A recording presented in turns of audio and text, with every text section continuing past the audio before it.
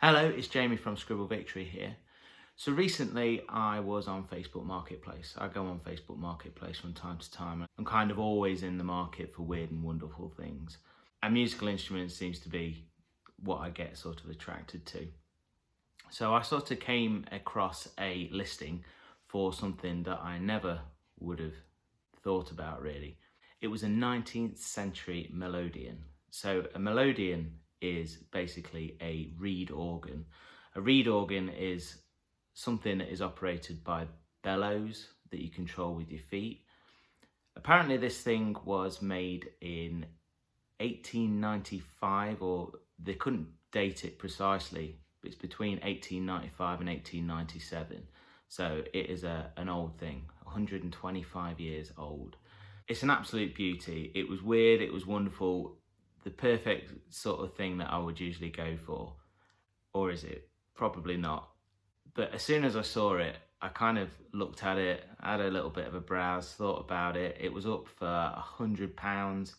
I was sort of thinking to myself, no, I could. Then I kind of just sort of scrolled past it, but something was drawing me back to it.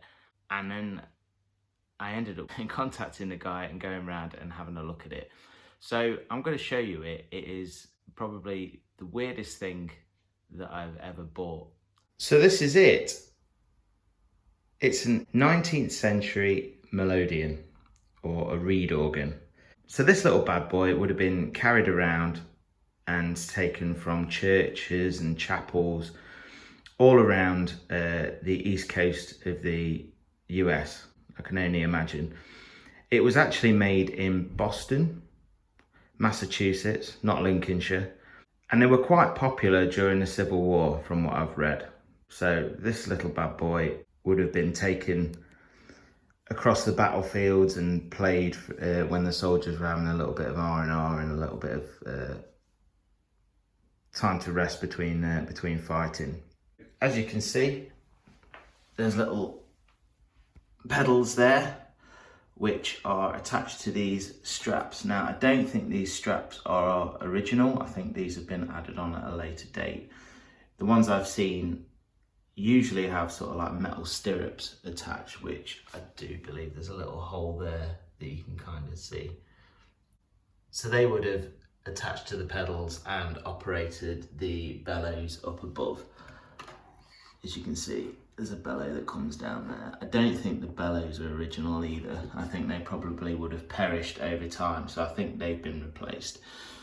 Another addition, I believe, are the side handles that they have on either side. I think they were added on at a later date. I couldn't tell you when. I think the rest of it is original, although I am sort of doubting the lid and the top. I'm not sure whether that was completely original either.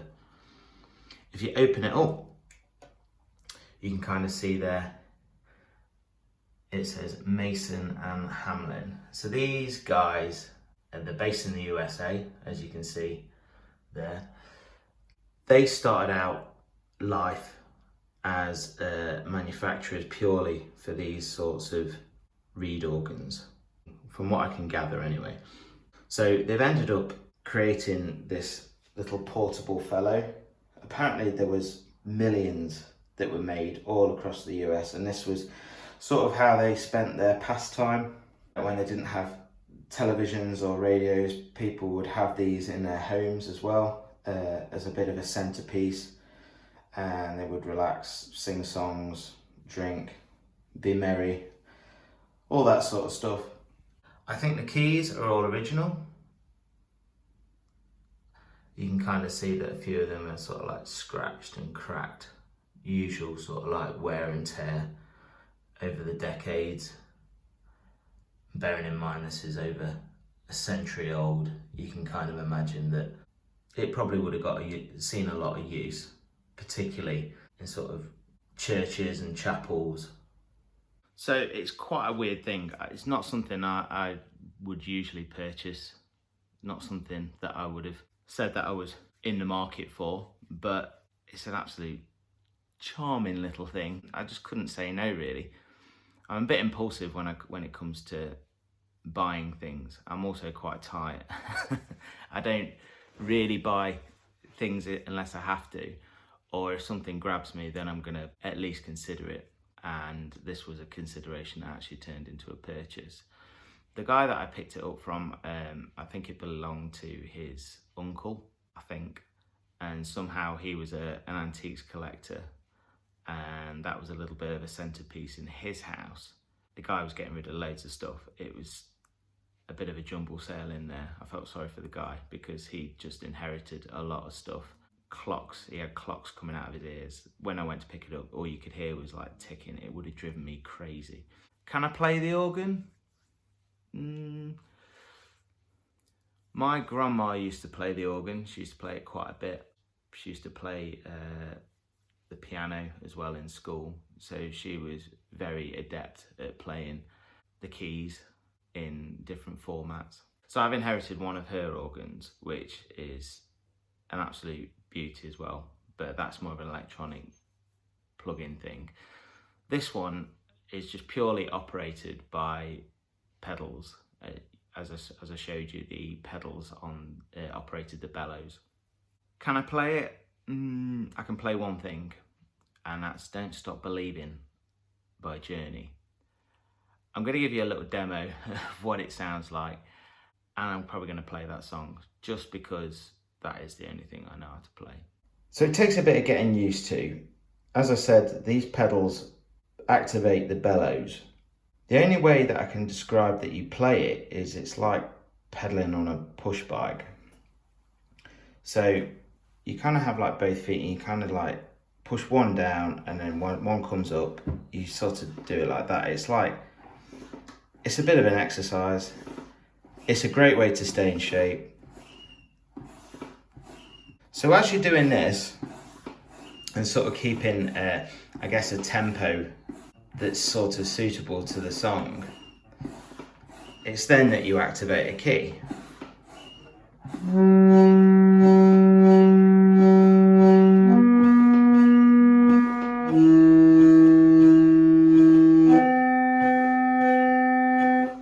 If you stop pedaling, obviously nothing happens. You just get nothing comes out. So this is purely powered by air. I believe it's the vacuum across the reeds within this little baby that sort of commands the airflow, really.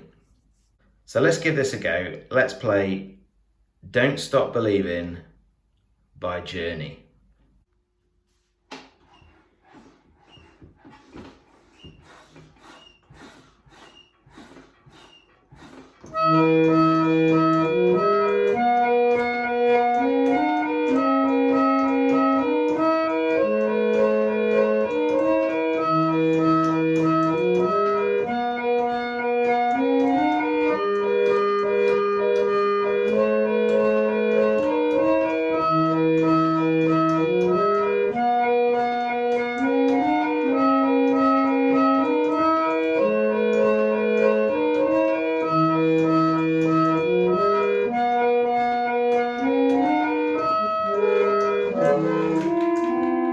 It's such hard work to play, if I'm honest. You've got to keep your feet going. Alongside that, you've got to kind of remember what you're playing. It's kind of like doing that thing where you're like patting your head and rubbing your tummy at the same time. It takes a bit of practice. But what a sound. For saying that it's like 125 years old, it just sounds absolutely gorgeous. To my ears anyway, I really like it. So there we go, that was the sound of the Melodeon, an American-made Mason and Hamlin, made between 1895 and 1898 or 1897, around that sort of era anyway.